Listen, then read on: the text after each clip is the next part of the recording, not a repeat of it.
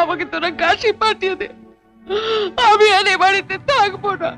বউয়ের লাঠি যেটাকে, আমি আর এ বাড়িতে থাকবো না। মায়ের পা ধরে ক্ষমা চাও।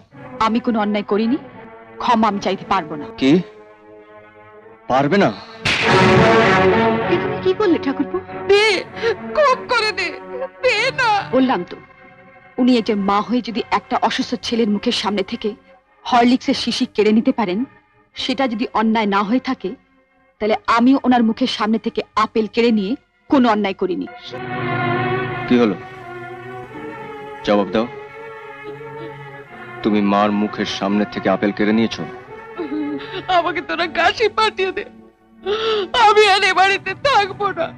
বউয়ের লাঠি যেটাকে, আমি আর এ বাড়িতে থাকবো না। কি কথা বলছো না যে? ঠাকুরপো, তুমি চুপ করো। তোমার আশকারা পেয়ে ও আজ মাকে অপমান করার সাহস পেয়েছে। নইলে আগে তো এরকম ছিল না। এই তো নতুন এসেছে, ওকেই জিজ্ঞেস কর না তুই। কি হলো, জবাব দাও। হ্যাঁ, কেড়ে নিয়েছি। যাও, মায়ের পা ধরে ক্ষমা চাও। আমি কোনো অন্যায় করিনি, ক্ষমা আমি চাইতে পারবো না। কি পারবে না? এ তুমি কি করলে ঠাকুরপো? দে, খুব করে দে, দে না, খুব করে দে। ক্ষমা তোমাকে চাইতেই হবে, নইলে ঘাড় ধরে চাওবো। বললাম তো, উনি এই যে মা হয়ে যদি একটা অসুস্থ ছেলের মুখের সামনে থেকে হরলিক্সের শিশি কেড়ে নিতে পারেন, সেটা যদি অন্যায় না হয়ে থাকে, তাহলে আমিও ওনার মুখের সামনে থেকে আপেল কেড়ে নিয়ে কোনো অন্যায় করিনি। শুনলি পোড়া মুখের কথাটা, শুনলি একবার?